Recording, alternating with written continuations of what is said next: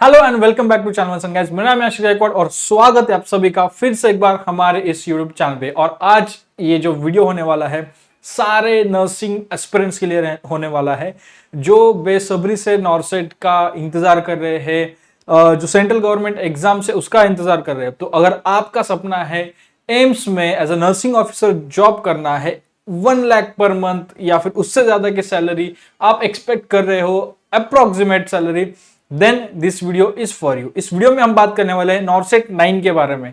नॉर्सेट 9 के जो exam date है वो सामने आई है। सो उससे रिलेटेड कुछ डिटेल्स हम ओवरव्यू देखेंगे and apart from that exam का पैटर्न क्या रहेगा वो देखेंगे। अगर आप फर्स्ट टाइम अप्लाई कर रहे हो या फिर फर्स्ट टाइम आप एम्स की नॉर्सेट एग्जाम देने वाले हो तो ये वीडियो एग्जाम पैटर्न रिलेटेड चीजें आपको पता होनी चाहिए, ठीक है।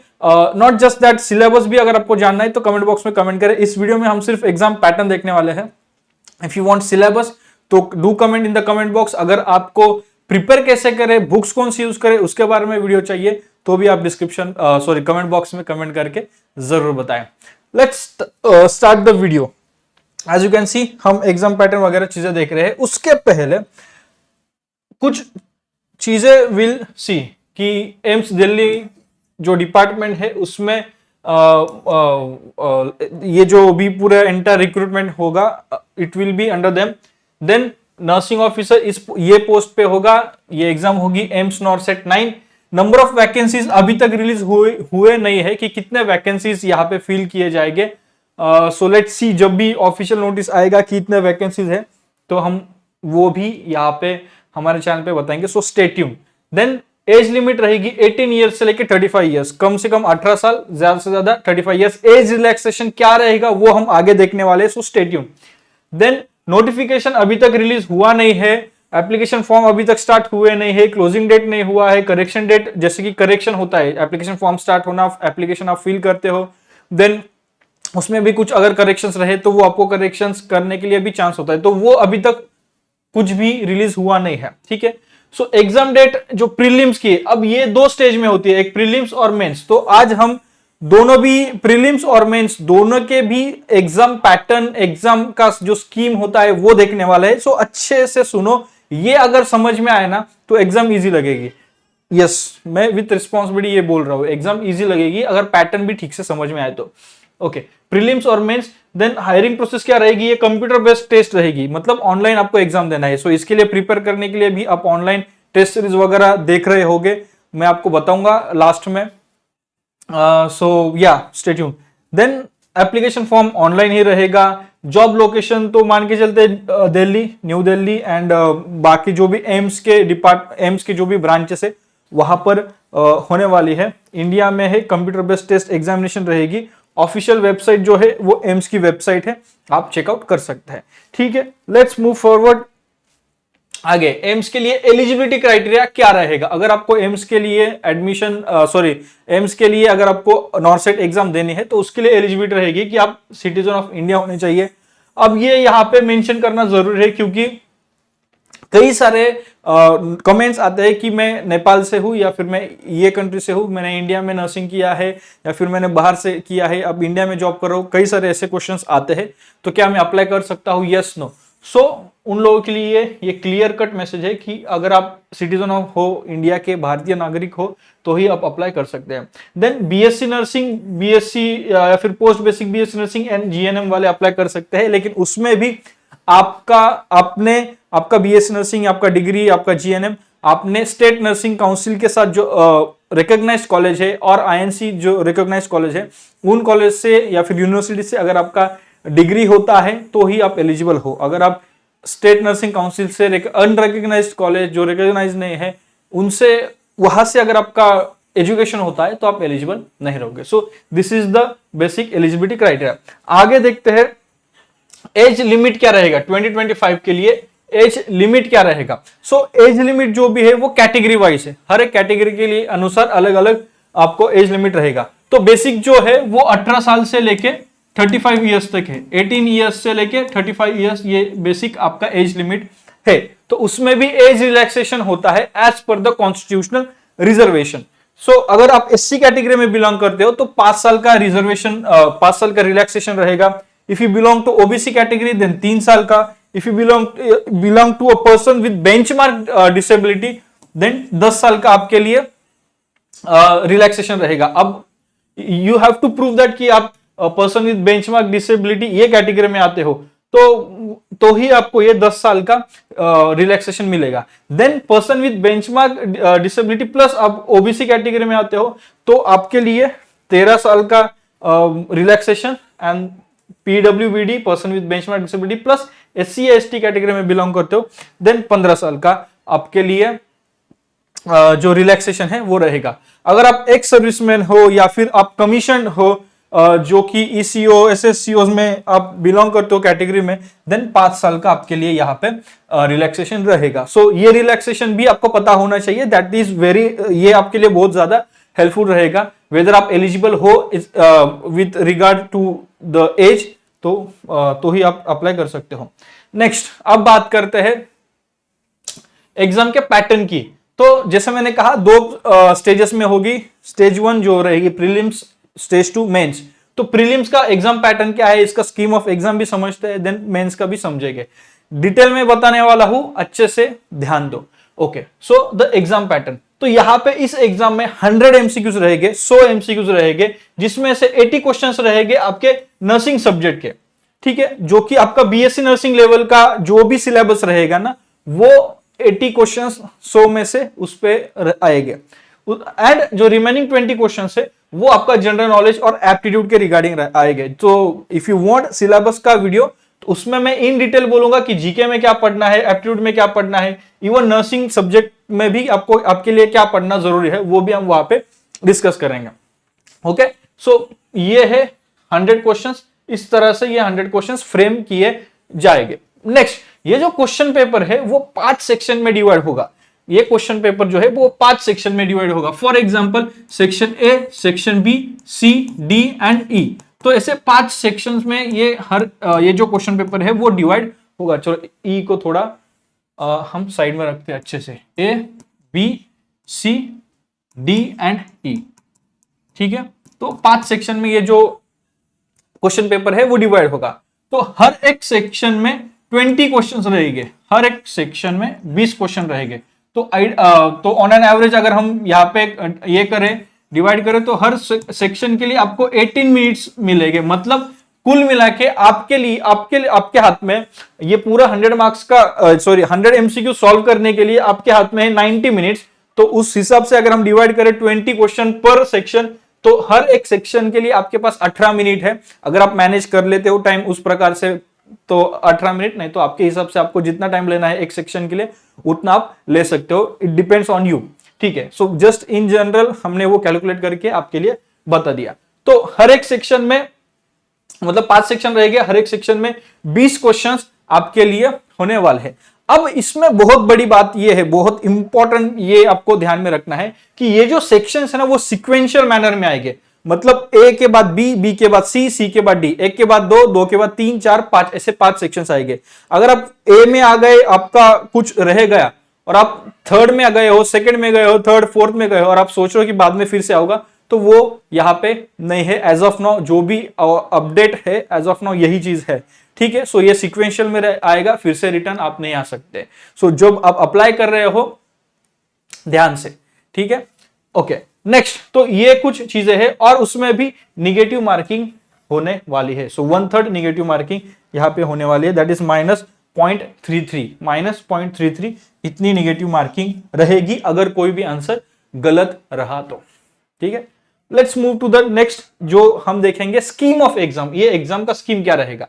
तो जो डिफिकल्टी है वो इजी टू मॉडरेट रहेगी, डिपेंडिंग आपका स्टडी कैसा है, आप किस प्रकार से आपने प्रिपेयर किया है, तो इजी टू मॉडरेट रहेगी। इसका क्वालिफिकेशन क्राइटेरिया है, अगर आप अनरिजर्व कैटेगरी या फिर जनरल कैटेगरी, ओपन कैटेगरी से बिलोंग करते हो तो 50 परसेंटाइल या फिर 50% अगर आपका स्कोर है तो आप क्वालिफाई करोगे।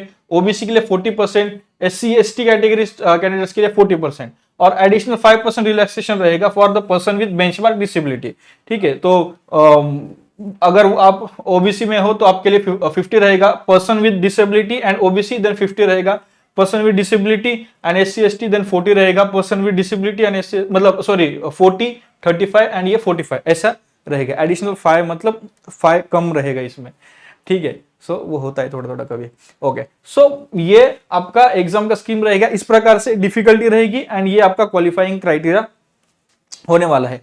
अब एक और इंपॉर्टेंट चीज, कितने लोग शॉर्टलिस्टेड रहेंगे। अगर एग्जाम फॉर एग्जांपल 200 सॉरी इसको थोड़ा हम साइड में रखते हैं। हाँ, अगर 500 सॉरी अगर 50, अगर ये एग्जाम, भाई ये क्या है, थोड़ा रुको, very important we are discussing. अगर 50, हाँ, अगर 50 सीट्स की वैकेंसी आती है तो 5 times students of the vacancy, मतलब जितने वैकेंसीज है उससे 5 गुना स्टूडेंट्स शॉर्टलिस्ट किए जाएंगे। तो 50 वैकेंसीज है तो 250 स्टूडेंट्स के नाम आएंगे उस शॉर्टलिस्टेड या फिर उस लिस्ट में, सिलेक्शन लिस्ट में फॉर मेंस एग्जाम।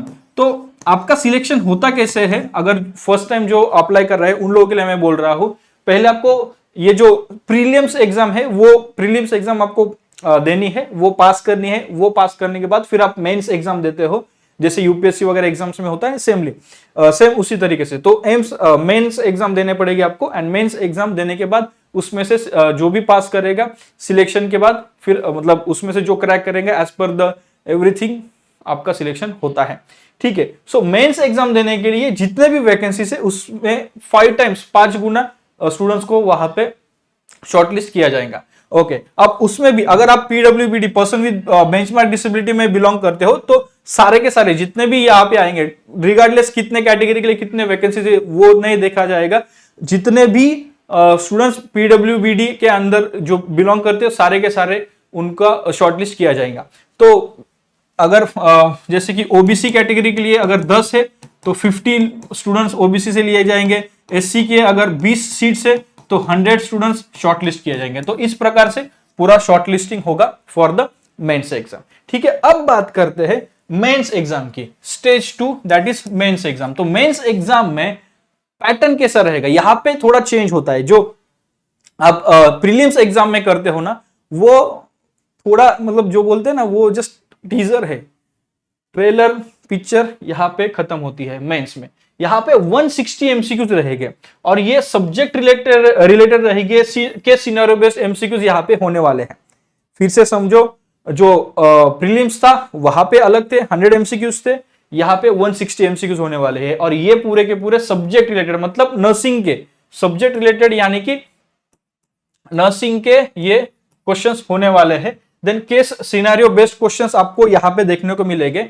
इस स्टेज का जो ड्यूरेशन रहेगा वो रहेगा 180 मिनट्स। 180 मिनट्स 3 घंटे का ये मेंस एग्जाम चलेगा। पहले जो 1.5 घंटे का था अब ये डबल हो रहा है, क्वेश्चंस भी डबल हो रहे हैं, ठीक है। ओके, देन जो क्वेश्चन पेपर रहेगा यहां पे 4 सेक्शंस में रहेगा, जैसे वहां पे ABCDE था तो यहां पे ABC एंड D रहेगा।